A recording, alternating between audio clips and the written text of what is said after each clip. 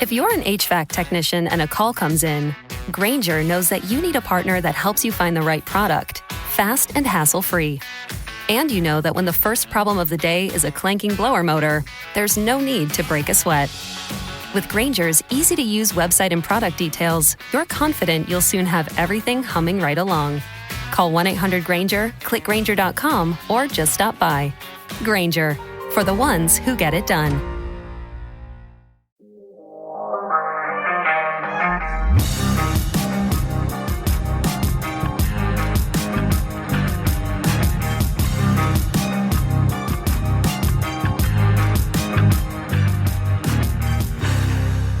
Hello and welcome. I am Sam Proof on all the socials. Our guest today is Ray Carcillo, stand-up comedian, voiceover artist, and the host of Geeks Who Like Sports podcast. How's it going, Ray? Welcome. It's going to be weird, two Rays in one place. How you doing? Yeah, Ray squared today. No, I'm doing well, Sam. Yeah, I'm really excited for this.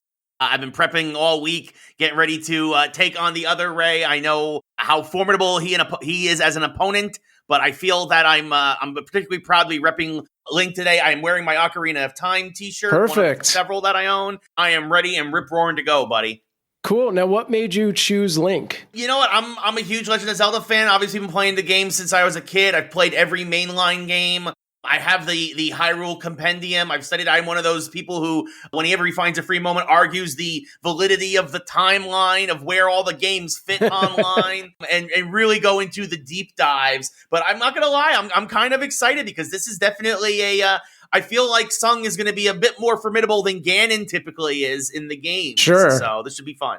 Awesome. All right. It's time for the Tale of the Tape. This week's Tale of the Tape is brought to you by Joe's Morgue in Culver City. At Joe's Morgue, you stab him, we slab him. And now Link is the main protagonist of the Legend of Zelda video game series. He first appeared in the original NES classic, The Legend of Zelda, in 1986, and was created by video game legend himself, Shigeru Miyamoto. On the other side, we have Jin-woo, who is the main protagonist of the manga and anime series Solo Leveling.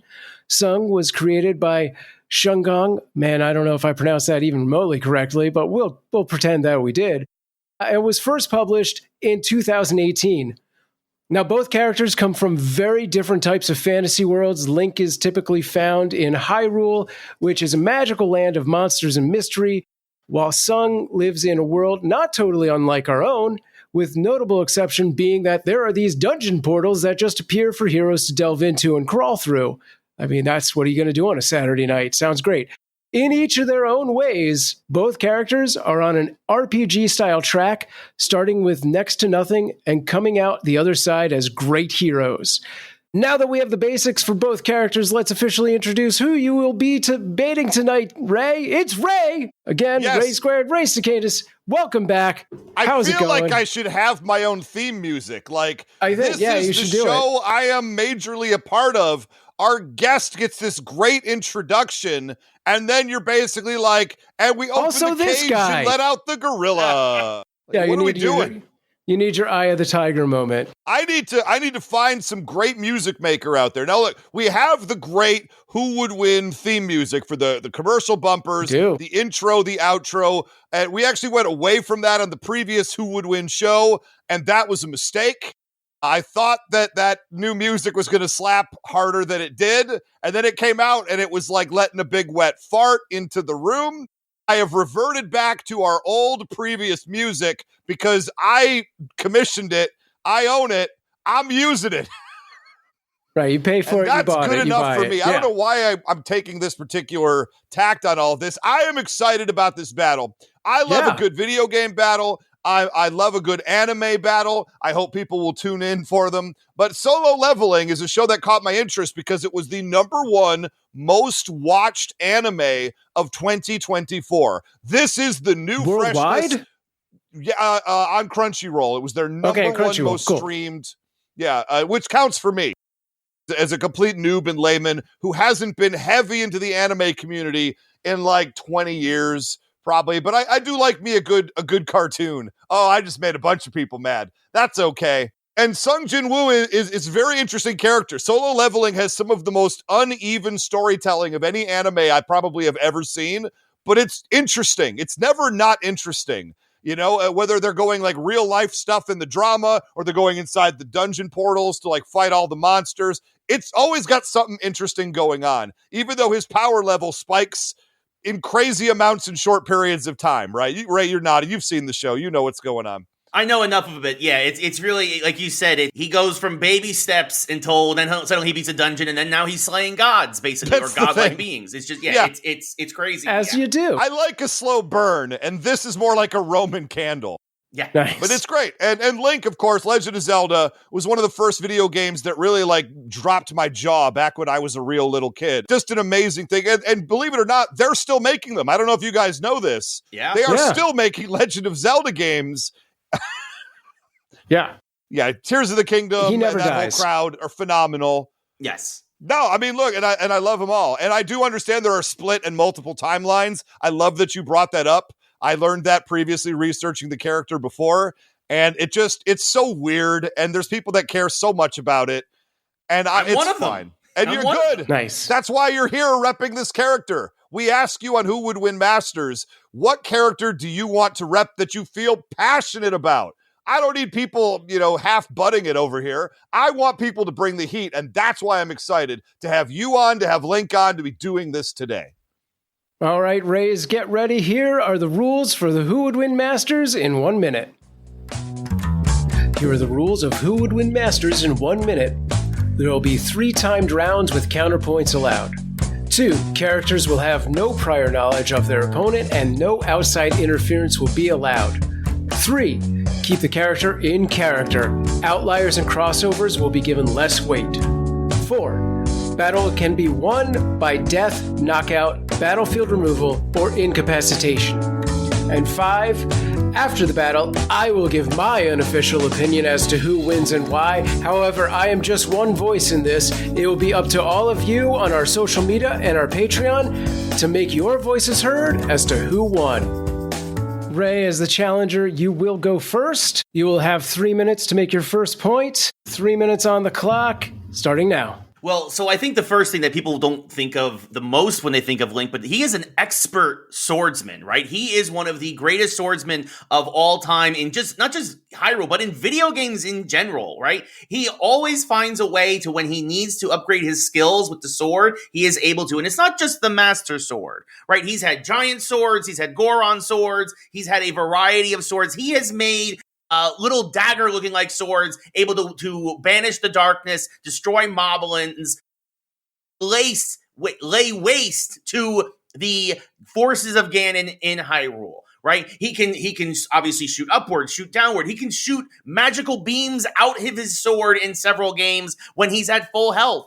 He is an expert swordsman, and not only is he a swordsman in every game that is phenomenal, but in several games, he is learning it from the previous Links who came before him. Because, of course, who don't know, of course, in The Legend of Zelda, is that Link basically is constantly being reincarnated in most of the timelines. And what ends up happening is that knowledge is getting passed down either indirectly or sometimes directly from literally, like in Twilight Princess, where literally the dead hero Link from that lost in that timeline is teaching the Link in that timeline how to be a better swordsman, right? So he is literally having generations of sword knowledge in one being at any given time. So it is going to be difficult for Sung, even with his own swordsmanship mastery, to catch Link off guard. Again, not only that, but he also, his sword, his primary sword, the Master Sword,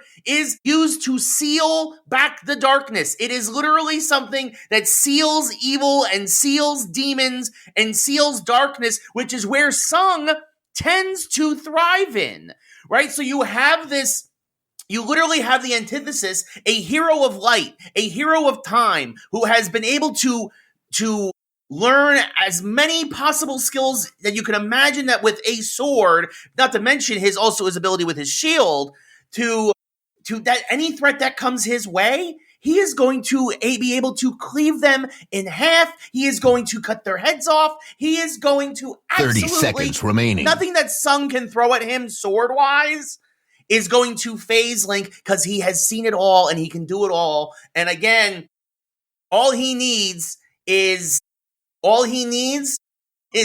again, doesn't matter if it's the Master Sword, the Giant Sword. If it's a sword, Link can handle it. And Link can handle it better than anybody you see out there in games or in geekdom in general. All right. And Ray, it is now your turn to make your point number one. Again, 3 minutes on the clock, starting now. Okay, I love the fact that you talk about Link being a swordsman. I love that you talked about the Master Sword. I'm sure we'll hear more about that later on. And I loved your angle about fighting darkness, because despite the fact that Sung is a protagonist hero of this world, he does, and I'll deal with it at a later point, but he deals in dark magic and necromancy, which is incredible. But let's not pretend Link is one of the greatest swordsmen in video game history when you have characters like Ryo Hayabusa from Ninja Gaiden walking around. Please, there are about 10 different swordsmen who I would consider way, not even just like not kind of better, way better than Link.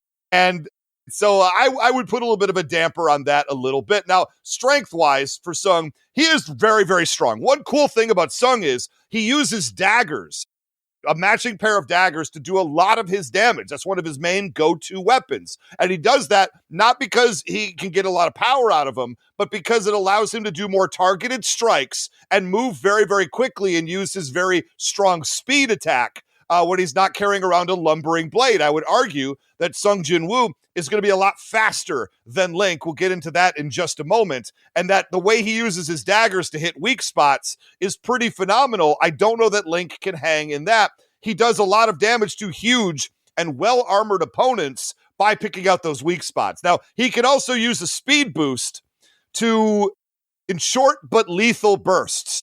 And by that, I compared it a little bit to VATS from the Fallout series of games. He can actually like seemingly slow time for a moment in his brain, pick out the spots he wants to hit, go back to real life, and then go zip, zip, zip, zip, and hit them all. Or like, what do you call it, Deadeye from Red Dead Redemption 2? That kind of a speed burst is how he can open any kind of exchange that he wants to. He's so incredibly fast that often his attacks cannot be tracked with the human eye. In fact, one time he cut off a guy's leg before the guy even knew he was being attacked.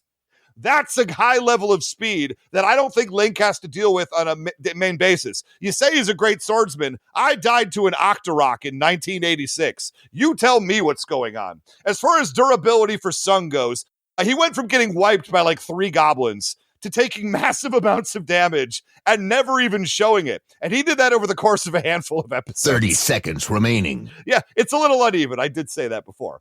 Now, he has full regen ability. Unless the wound is fatal, he can recover from it. That includes lost limbs, and if his health drops below 30% in any battle, any further damage that he receives gets reduced by an additional 50%, because they really play up the D&D numbers of this show. And so there's a lot of saying like, this doubles, this gets cut in half, da-da-da.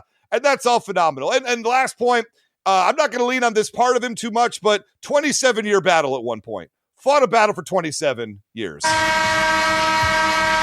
And Ray, you have a 1-minute counterpoint with 60 seconds on the clock, starting now. Cool. So the first thing I want to mention is that you mentioned he's not the best swordsman in video games. He is one of the few swordsmen outside of the Soul Calibur series to join the Soul Calibur tournament. And I would argue there are a lot of phenomenal swordsmen in that series. So Link could easily hold his own with many of the great swordsmen, I feel, across video games. He might not be the best, but he's definitely up there. He is somebody who should not be thought lightly of. In terms of speed, you have to remember that several Links are able to slow time with several magical.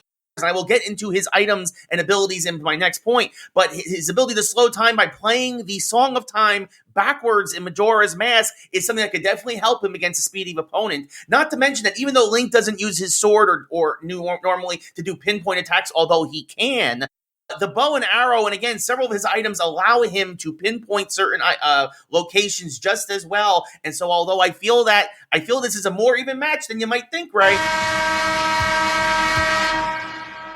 All right, gentlemen, It was a strong starting match. We've got a lot of dark versus light, a lot of fast sword versus big sword. Yeah, if both combatants can slow time, it's a matter of who can slow time first, maybe.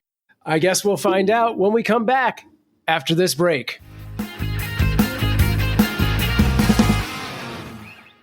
Have you ever searched yourself online? The results can be surprising, sometimes unsettling, let me tell you. Your phone number, home address, and even details about your family are out there, whether you agreed to it or not. That's because data brokers are collecting and selling your information to marketing scammers, basically anyone who's willing to pay. It's the reason these robocallers know your name and why ads seem to track you across every screen. It is a digital nightmare. Well, Aura could be your solution. You cannot conceive of how many different scummy data organizations there are out there. When I used this service, I was shocked at finding out there are hundreds of places my info could be found. Hundreds! And Aura can shut a lot of that down. And if your identity's ever stolen, you're backed up by $5 million in insurance and 24/7 US-based fraud support to help you recover quickly. Look, other services charge about the same, but they only cover 1-2 areas maybe. With Aura, you get it all. Data broker removal, credit and identity monitoring, device protection, fraud support. It's all in one simple app. Aura removes what's already exposed, protects what's not, and puts you back in control. Right now, you can try Aura free for 14 days when you visit aura.com/remove. That's enough time for Aura to start removing your personal information from these data broker sites. Sign up today at aura.com/remove and get the peace of mind that your privacy, identity, and finances are safeguarded. That's aura.com/remove. Certain terms apply. See the site for details.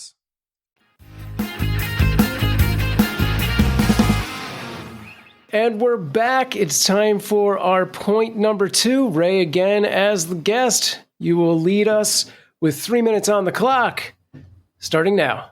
So the other thing that we have to mention, I mentioned it briefly in my counterpoint, is Link's items, Link's inventory. Now, I know Sung also basically has an infinite inventory, but so does Link. And I feel that Link always is able to find an item to get him through any situation, whether it's a hook shot, whether it's bombs, whether it's a healing potion. Should Sung actually get a hit on Link and get by his healing shield and get past his defense, Link can quickly heal himself with a quick sip, or with a fairy buddy that's hanging out in that bottle. As soon as Link is too injured to continue, that fairy pops out, hits him with his magic automatically, back to full health, or at least majority health, depending on the game.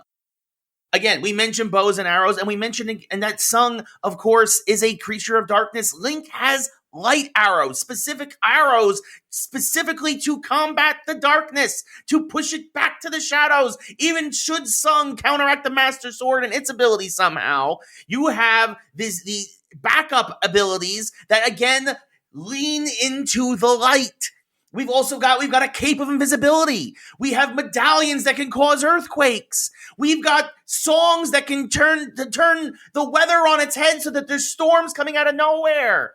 We've got anything that you can think of. Link probably has a counter to it in his back pocket. Literally.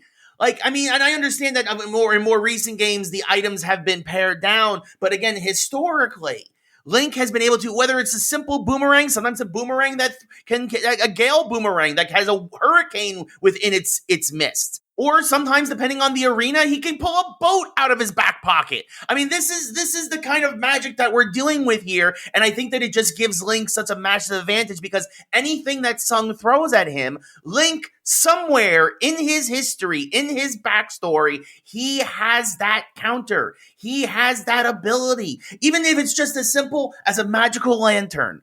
Right? Again, to light away the light of Hyrule, to wash away the darkness. Right? He's got hammers, he's got swords, he's got bows and arrows, he's got your typical damage dealing stuff. But again, he's got magical powder, he's got capes of invisibility, he's got things to also increase his defense, to make him a harder target, to make it more difficult for Sung, even with all of his shadow abilities, even with all of his abilities and his super speed and his own swordsmanship. That makes it that much harder to hit Link. 30 seconds remaining. At the start of any battle, Link is probably slower than Sung, but Link has things to counterbalance that, to make him harder to hit, and therefore a true threat to Sung that he has yet to face.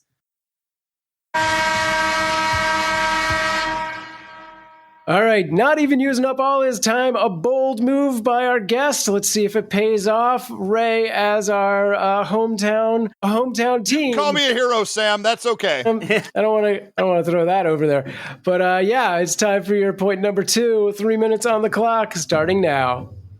Yeah, we're going to talk about, do you think Link's going to have enough time to play the flute in the middle of a battle with Sung Jin-woo, the person who will speed blitz you with daggers to death? He's just going to be like, hang on a second, Sung. I need to play a jaunty tune so I can reverse time. There's no chance that he has a chance to do that. And as far as equipment goes, we're going to talk about the power sets and some of the equipment, because you're right. Sung also has an unlimited inventory. He essentially has this like negative space in another dimension that he could put all his stuff, reach into a portal hole that he opens to pull out the thing he wants. Like he's got an unlimited vault with all his gear in it.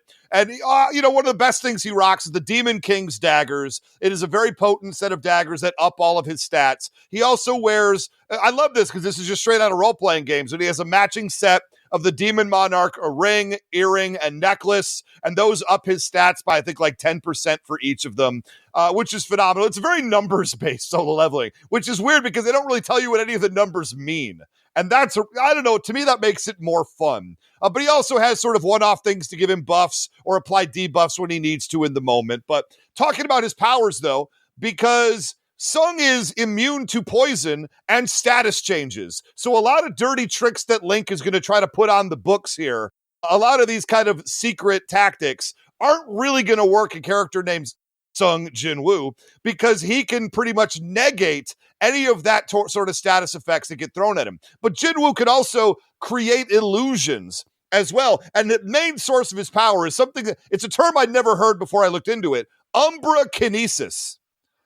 Umbra Kinesis is the ultimate mastery of darkness and shadows, which allows him to become invisible on top of everything else. He is a master of stealth-based rogue combat. If you're a D&D fan, the backstab attack is sort of his good friend. And when he has a chance to hide from you completely in the shadows that he's manipulating, and then jump out at you with an insane speed rush fury with his super powerful daggers and hit you at all your weak spots, he makes short work of a lot of people that he faces. Not everybody, but quite a few don't really have a look at him. And Link is probably a cut above some of the chaff that he's gone after.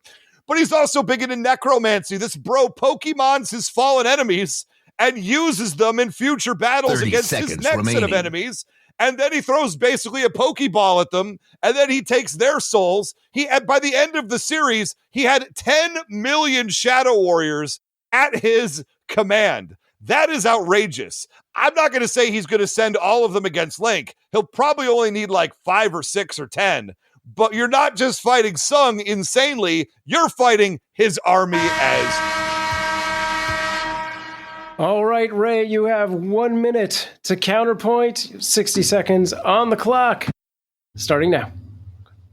You talk about him hiding in the darkness. Again, though, Link is an agent of light, and he is used to dealing with dark agents. He literally has a magical lens specifically to find things in the darkness, right? Specifically enemies. And he's fought the undead before, right? He's fought Stalfos Knights. He's fought plenty of things that are undead in Ganon's army. So the undead isn't going to bother him whatsoever. I mean, and again, you may have all these special tricks, but again, Link has so many that he can pull out of his sleeves. He also has stat increasing abilities. He's got special gloves that increase his strength. He's got the Pegasus boost that increases speed. He's got the rock feather that increases his leaping. Not to mention he's got the ice rod, the fire rod. He literally, I mean, that's the thing. There's so many items, it's hard for me to even remember so many of them because he can just pull it out at any given moment. And it's going to be hard for Sung to move is he's frozen in a block of ice because Link just waves his ice rod and bam, there he is and he's stuck. And then Link can just chip away with the Master Sword as much as he wants. Sung has a lot of great abilities and Sung has a lot of tricks up his sleeve, but Link has a counter to every one of them.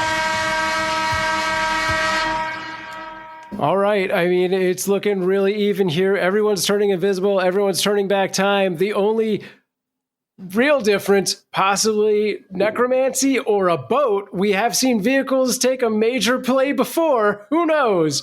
We'll figure it out when we come back after this break.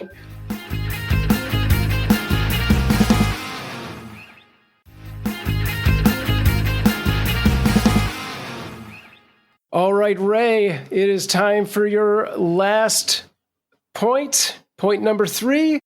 3 minutes on the clock. Starting now.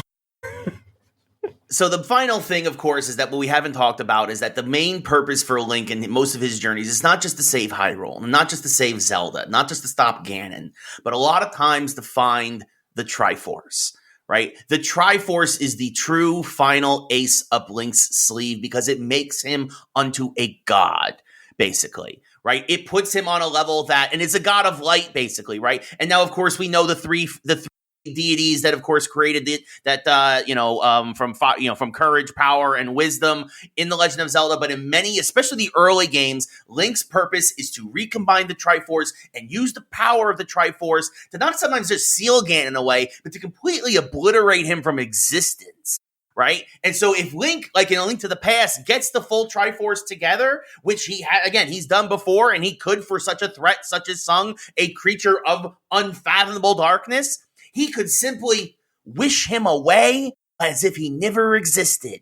He can use the power of the Triforce, or Link, being the good guy that he is, probably wouldn't wish him away, but just would completely depower him and make him just no longer a threat. That would completely nullify him. Link is constantly in communique with gods and deities and beings of unfathomable power. And unlike Sung, who usually fights those guys, they're Link's best friends. He's hanging out with them. He's being like, oh yeah, I need some more courage. I need some more power. I need some more wisdom. Bam. He's got it. He's got this ability, especially again, if you're in the end game, to tap into an unfathomable type of power that has destroyed continents, that has both reformed and destroyed and then reformed Hyrule numerous times. And Link is constantly wielding that at the end of a lot of these games like it's nothing.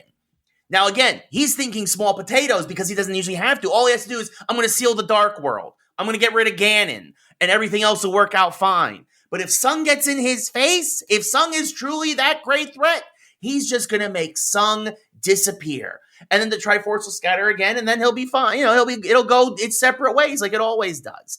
But the fact that Link has this Deus Ex Machina basically in his back pocket at the end of every game, if Sung is the end game 30 seconds for remaining. any kind of confrontation, Link doesn't have to worry because he's got it. He's ready to go. He calls on the 3 goddesses. He's like, hey, this guy is threatening me, threatening Zelda, threatening Hyrule. He goes full Jersey on him, basically. He's like, I'm going to make him disappear. Boom. Sung is thrown in the back trunk of a milk cart or something in Hyrule and never to be seen again. It's an easy win because at the end of the day, he's a better swordsman. He's got all the items, and he's got the item. He's got the Triforce. All right, Ray, your final point. 3 minutes on the clock, starting now. I was not expecting you to say that Sung Jin-woo was going to go Jimmy Hoffa against Link and end up being buried under Giant Stadium. That's a little bit outrageous to me. I question a little bit of motivation here because Sung Jin-woo is all about fighting strong people, fighting strong characters, upping his own strength, getting the XP. He doesn't, from what I've seen, I've watched the first couple seasons. He doesn't really seem to care much about the monsters or people he's fighting. Only does he respect them enough to add them to his own army. And I think Link specifically is tied to Ganon as far as this cosmic thing with the yin and the yang and the two of them having a battle over the centuries. And I just think in a battle that isn't against Ganon, I don't know that Link is going to call out his most powerful attacks, that he's going to necessarily, quote unquote, go there, if you will. But let's talk about some of the feats of Sung Jin-woo. This might take a second. He has combat mastery well beyond his years because he could basically order combat mastery from a catalog. And that's what he does, is that he just keeps upping his stats, getting new attacks, getting new abilities. He just gains new powers with simple power-ups and fighting moves. It's incredible. He also gains a Borg-like ability from Star Trek to resist attacks after he's been hit by them once before. He sometimes can completely slough off an attack. Other times, he at least gains a pretty good resistance or immunity to it. Look, this is a guy who became known in this world eventually as the second monarch. He's the only monarch who fights to save humanity. The rest are sort of these like listless gods who are all trying to kill and wipe out the humans, and who just haven't gotten around to it yet. It's not, I guess, not from lack of trying, but you get the point. He's the one that's actually humanity's savior. And he goes around, Sun does, killing the strongest characters in his own realm, often with his bare hands. He defeated somebody named Thomas Andre, who was revered as the world's strongest hunter with his fists. He beat the guy into submission. He could also create portals. I mentioned he can create the portals for his gear. He can also create portals to move around if he needs to, and create portals to trap Link in forever if he needs to, or at least long enough to win a battle. He can go across different locations and different dimensions. And this is a big deal as far as his regeneration goes, and the fact that he has that Borg-like ability I just mentioned. 30 seconds remaining. He got hit by an attack called the Breath of Destruction, which erases things from the universe, and he tanked it.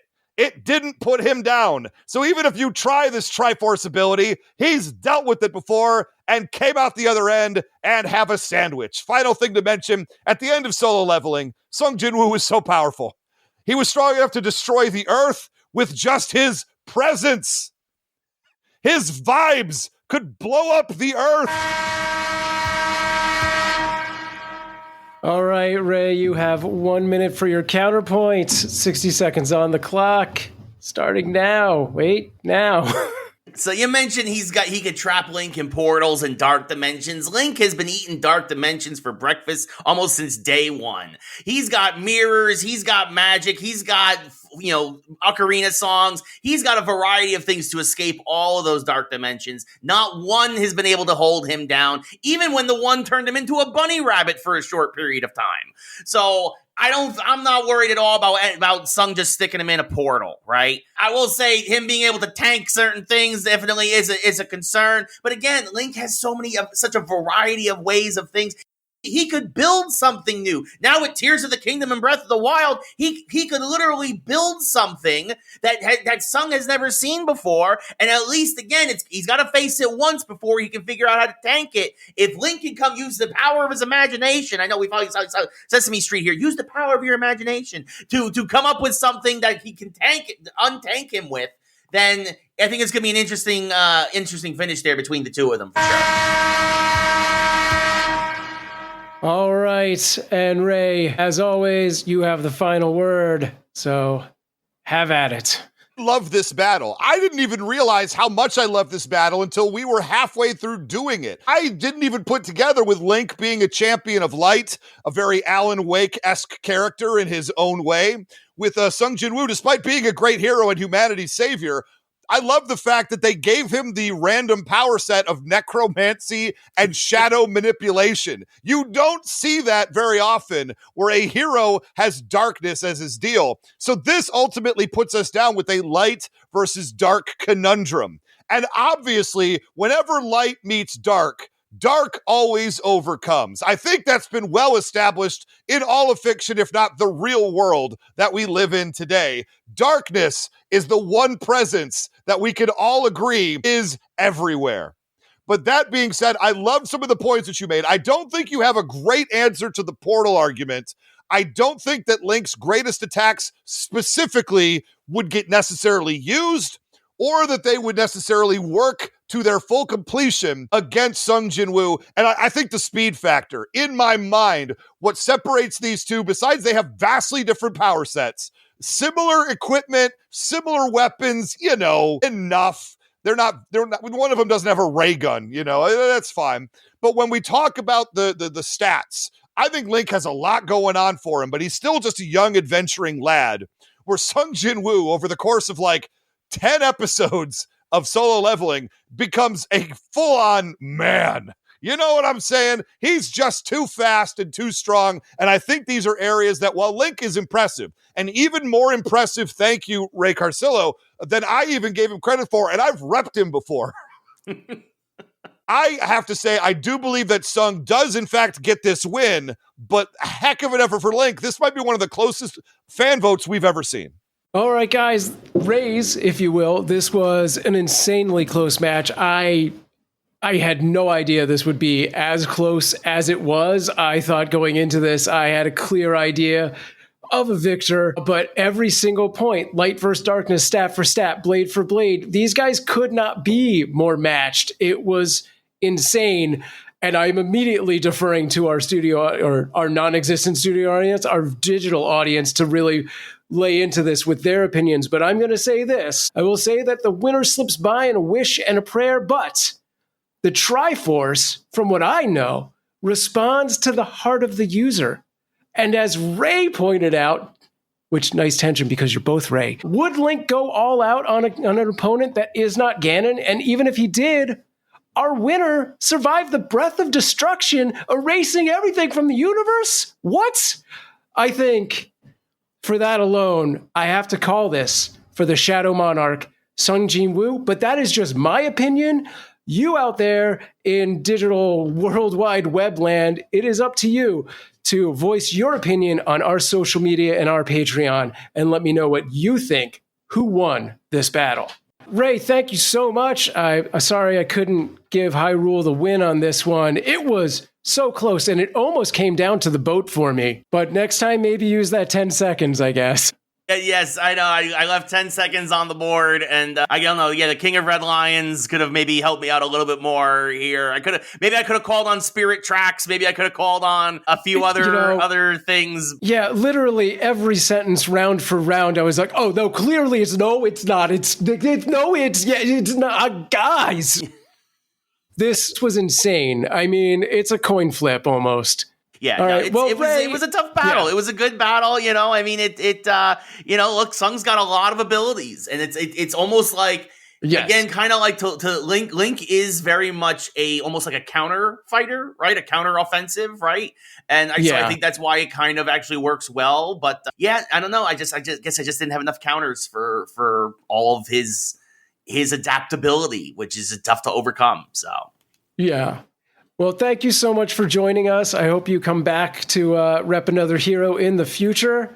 And everyone go check out the podcast. All right, and from Ray to Ray, from coast to coast, we go to our in-house Ray Stakenas. That was just the superest, closest of super battles. How do you feel? I don't like how difficult this battle ended up being. I walked in the door, I won't lie, I've got this in the bag 11 times out of 10. I got the guy from Solo Leveling. I love Link in The Legend of Zelda as much as the next guy, but obviously Sung is going to wipe the floor with him, and then Ray came out and hit me in the mouth with a haymaker like 30 seconds into round one and knocked me backwards into the ropes. And I'm like, I think this one's actually going to be a slobber knocker. Who knew? I do want to say right now that I don't know that we can ever have another person named Ray on the show. I got confused, and I'm on the show, and I know who all these people are. I feel terrible for our listeners who maybe we'll just, we have another name for Ray Carcillo when he comes back. Maybe we'll just call him Josh. So it'll be Ray and Josh. I think it'll just be a lot easier to follow. Yeah. As far as I'm concerned. I mean, not that you can really not tell the two of us apart vocally, but that was very confusing. And you used it to your advantage, Sam Proof. Don't you think I didn't notice you being clever with the way that you were using our names, and we don't know who we're talking about. No, this is the first battle of the new Who Would Win Masters show that I am nervous how the fan vote is going to go. I felt pretty confident in the first battles that we've done here. And I sit back now and I go, I don't know. The people might not be on board. I wasn't sure Sam Proof was going to be on board. I knew it was going to be a razor. It was close, man. Yeah, I don't begrudge anyone out there listening to this episode that tells me I'm wrong. Any of the previous episodes, if you came out against my opinion, you're wrong. But this one, I'll take it. I could have flipped a coin. It was either way. It was so close. Razor thin margin on this one. We don't ever have a draw in these Who Would Win battles. But this could have been the one you might have just done it and let the people decide without you having to worry about it. But we don't like to let you off the hook, Sam. We're not going to do that in your favor. We're going to do that against you every single time. I do want to say, though, great job, Ray Carcillo, coming in like a champ, coming in and really bringing the heat today. And that's the kind of energy we're looking for. If you out there are listening and you think you can do what Ray just did, by that I mean lose to me, I think that you should get a 1-minute demo together of you just representing or talking about your favorite character. Show us that your audio quality is good. Show us that you can bring the heat in a debate. And send that 1-minute clip, 1-minute demo to whowouldwinshow@gmail.com. Sam might mention it again. I want to make sure I say it too. We're starting to book up the people to come on this show, and we're going to have a bunch of new people that have never been on the show before, even the old version of the show. And that's got me very excited. I cannot wait to dip my toe into the pool of you and get all wet. That felt gross. Yep, but that's how I feel when I have to talk to commoners. So don't like it. It is what it is. Sam, before I get in any more trouble, get us out of here. Yeah, thanks for listening, and absolutely make your voices heard on our social media and our Patreon. And I've been Sam Proof. You can find me in all the socials as Sam Proof, except TikTok, where I'm official Sam Proof. If you think you've got what it takes to be a part of Who Would Win Masters, record a 1-minute demo of yourself and send it to whowouldwinshow@gmail.com. Who knows? Maybe the next time you'll be the one in the challenger's chair fighting face-to-face with Ray, or computer screen to computer screen. For Who Would Win Masters, I am Sam Proof. Stay strong.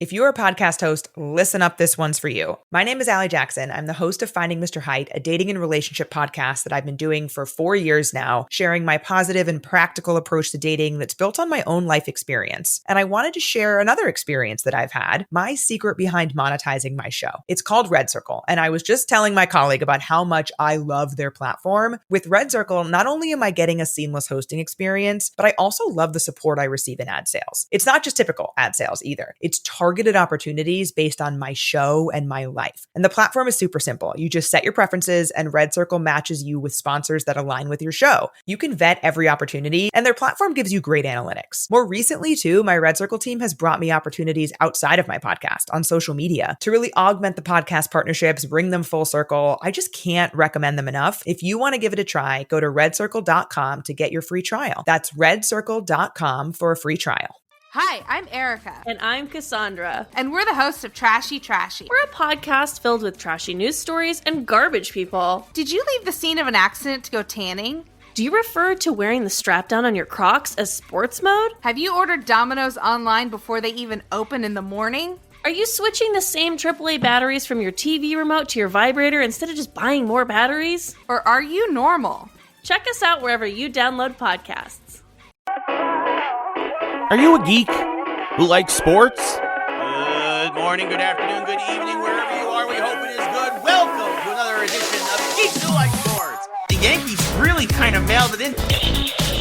She's the Goblin Queen. It's legit. Football 101. Take what the defense gives you. The NBA All-Star Game is fake. The Emperor would absolutely throw Vader under the bus. Listen or watch Geeks Who Like Sports on YouTube or wherever you get your podcasts.